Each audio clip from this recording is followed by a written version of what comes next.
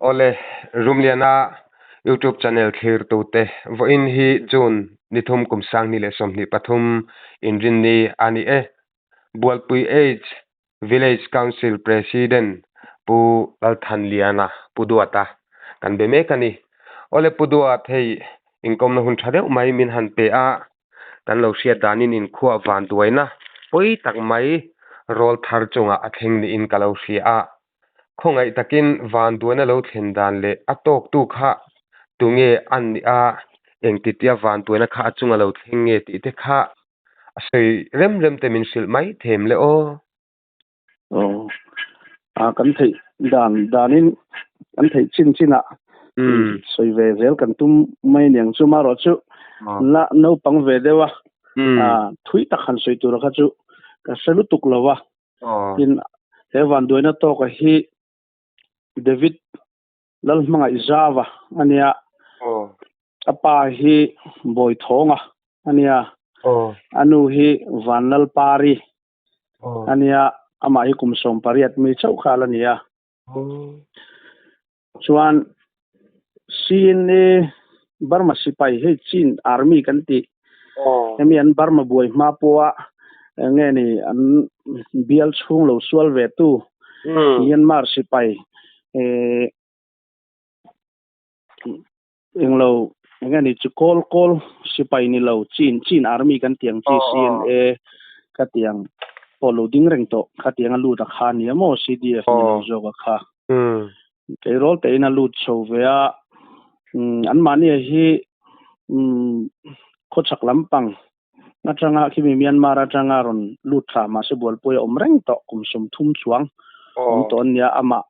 mi David a phei hi chu bol poi a Australian piang chawo Australian a khania chuan sipaya te khana han lut so ven ram Myanmar raman boi ta ka chuan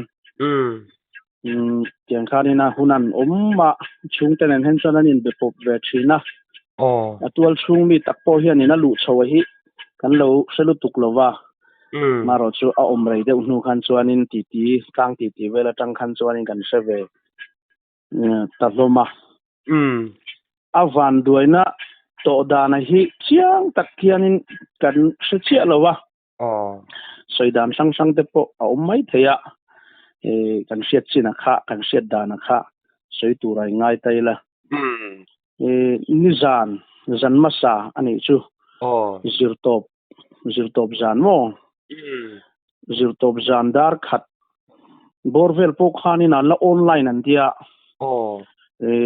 achian te hoten en ponin text tur anin text som ni turani chuan keini tak kan ina kan sia ta hi chu jing lampanga dar ya chovela ania kan khuwa tang hena thina mun hi a hlavea ta han chak tidim borvel kining ka sia thing lai borvel khen ke man nei thoem moni Victoria ke man ti chaka ani turani chungvela oma chu ani emo ama hi chuan zirtop zandar ni jinglam dar ni chu borvela khanin bompuak rian sia antia sipai lampang khilaya an ompui te khan chuan ni lama pok khanin jinglama che khanan proof ni turani chu aron zui tu arwang ron zui ve tu kha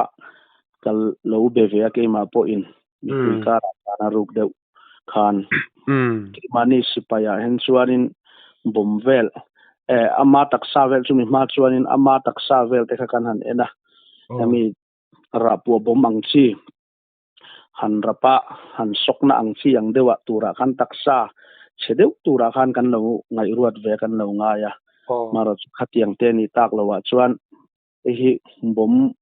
pok ngai niang mo ti te khan kan lo zot ve a ma bung wa na khan maro chu ani khan chuan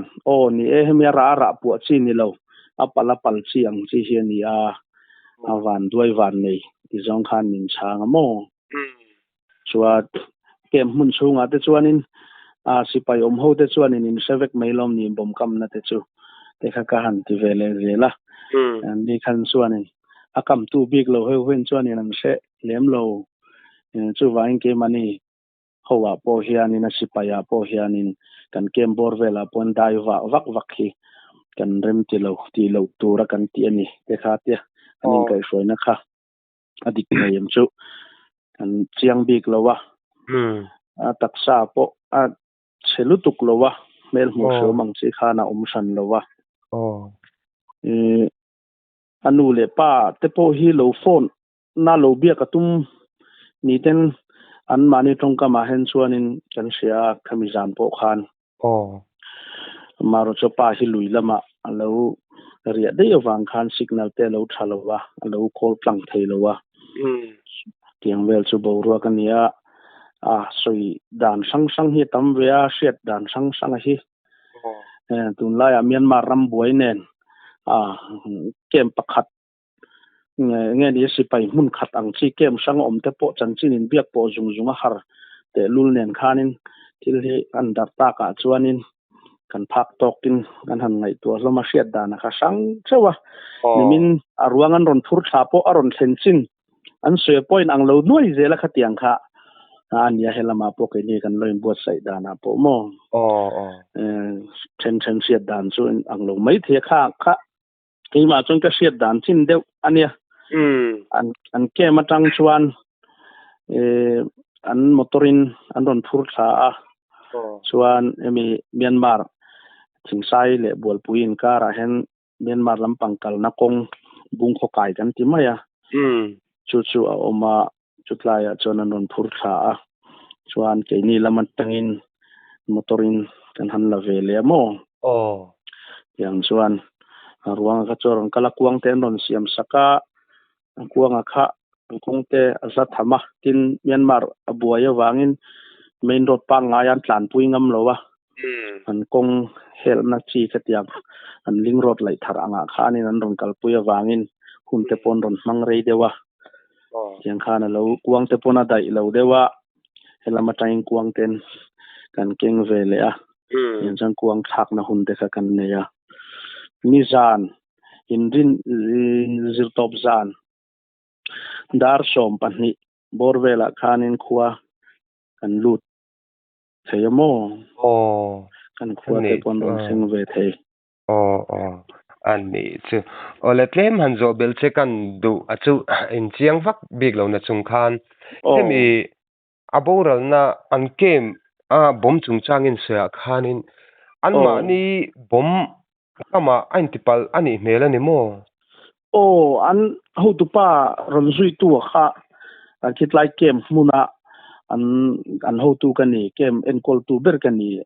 ti kha ka lo kom ve a ke ma po khan a sei mang khan chuan an ma ni bom kam in pal puak pal ang chi khanin a duty zo khatiang chi deuh kha ani a sei mang khan chuan ani chunia isei tak ang khan thu atama then khata khanin jingdali velbora exar la kha van doina tok ta ni ti thuar tham te po kha oma engponi sela kha nia arwang ron thlen zana khanin sipai lai tong deuh khanin report an pe lai tong a kha ka se thiam chia lowa ke ma chuan mayang ar boral dan report pek na khan khatiang zong deuh khan an sei tho chuan ka ringa mo maro chu bualpui an in le lo aron thlen ma he tlaya arwang kuang vel kan lo thak na hmuna ka zo chuan chu tiang chuan min changa mo ani chuan tiang vel chu arin tlak turanga yang khalai kha an shuai tu heta an commenden ni turangai taila ibiaka kha an thu sei kha dik veu turangai taila ti chuanin pal puwa sut puan ti deuh berang chu an ni mele hanti ta chuan atak sa kha chhewak lo in ti enge in han mu dana khanin thi pui khop tliama to laia kha an sei the omem apum vel hi malam panga hi thalo achiamo chuan abek vela hianin liam anei vele chuan ataksa hi enge niang bum kha chu ne ngai dan sang kha au ma ti da na khan sine han soi ta ka khan mi dang te poi no kom ta ka in lo kom me te ti bar chen kha thau te poi in tin yan soi ka se chia lo wa ataksa han en te po khanin ke ni lo ngai da na chuan bom ra pu bom anianga an rapanga a ke te po tho nuai tura taksa te po dar nuai de tura khan lo nga ya ngai da na chuan ma su ka tiang ang din hun te kha ni si lo wa ataksa han en khan a om borvel he tiang la ya ban borvel anga te khan chuanin nu ma ang chi lian lu tuk lo wang chi te kha chuan om ve dewa maro chu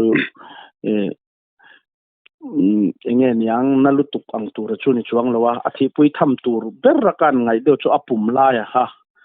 la ya pum lai borvel a malama kha apum malama kha enge soi no poilo ni ngam ka thela wa lai pum malam pang avun pui vel hian tiang hei mihring dam lai pum pa ngai ang ni lo zai che ang chi deuh tai pianin a ko chum te siam ngai deuh kha tiang ti ngai ang khan om ta mo an ni chu deuh ngai ang chi khan tai vela kha danga chu a tha a mela tha a pum bor vela khanin bom chi sang ma tho in bom ber nge kan se vela wa an ni si pai lam khan chon in apal chi hi kan kama in palla diang en tia pum bor vela chonan sok tai mi niang ti thei tu chu ania mela chona danga chu chung te tan po han mu se om le ka tiang tur khan om san lo khai bom na thoni chon a ko chung lam a sok hrim a ngor vel po kha a hlom don tuk tat maya ti chon ama hi an sei manga a hmuna ka chon lovina bo ral nge hospital te anin thlen ve man nge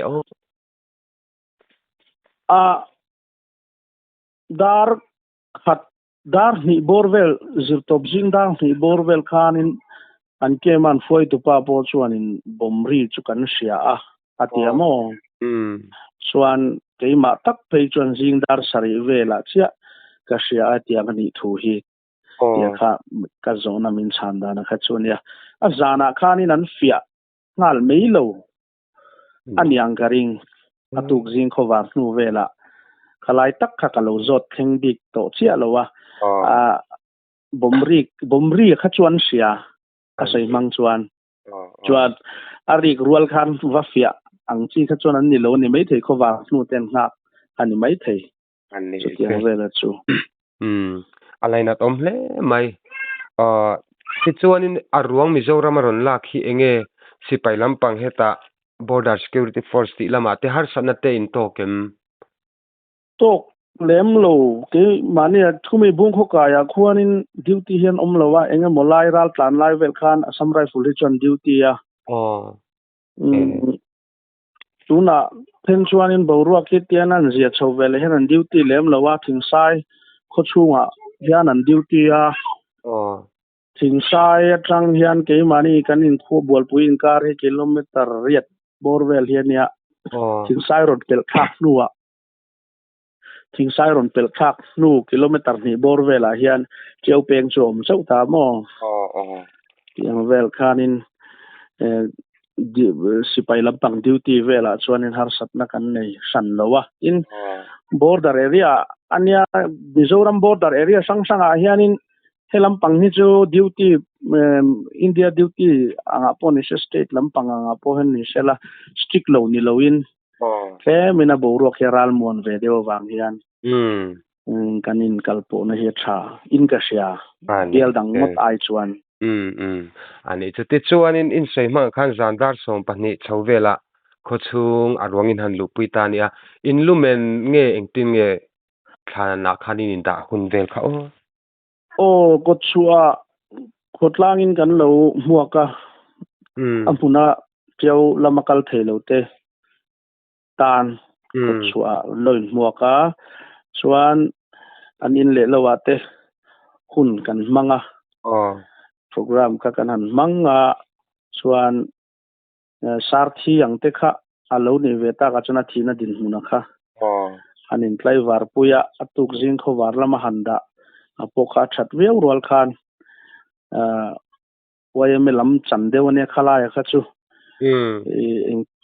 inda akhat lai la ba khan lo rel deuh to wang khan in kan tum ai na ron thing tlaya aruang kha kho en lai vela ron thing man tura kan be sei deuh khan ya mo chu lo rel khan in da mai ni se ti khanin lo pas to wang khan tlai deuh to ma se azana khanin dar khat dar ni chhovela khanin anin lamati turang angte thalak na hunte program kan manzo to no khanin anin da pay khan wal lama ani che khotlang po thalai te po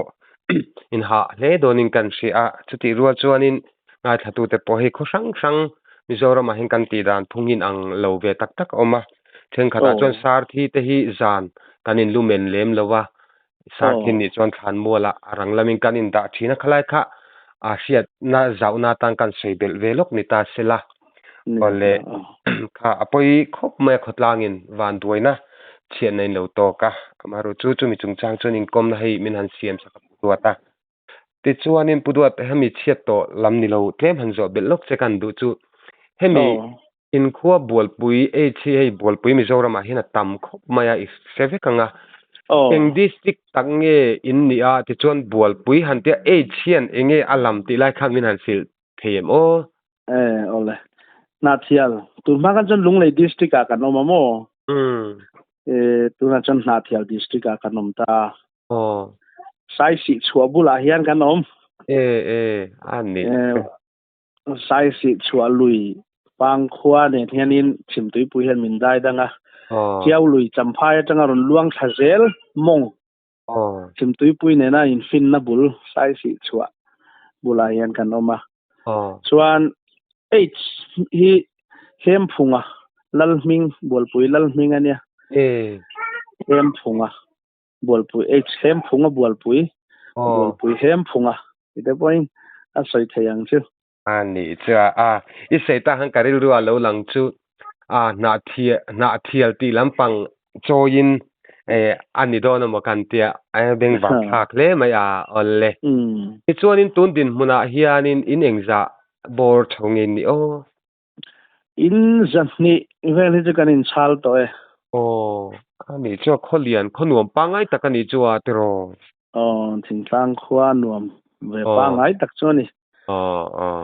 ani chu ole aseitak angin hei van duina khotlangin chiatin lo to ka kan siat vele inkom na hun kan don deal che village council president puduata inkom na hun thamin han pe heng chiana te van duina te in to tak le kan inkom ta ka chuan enge thu khana atan han seidu deuh te inayem veizong hi atam ve seitur hi atama amaro jo seiber tur apo hi siat thiam hara siat na lama in kom kan ni boka mi siat na din chen hianin ania tunai ko vela social media chaka thil sang ko puile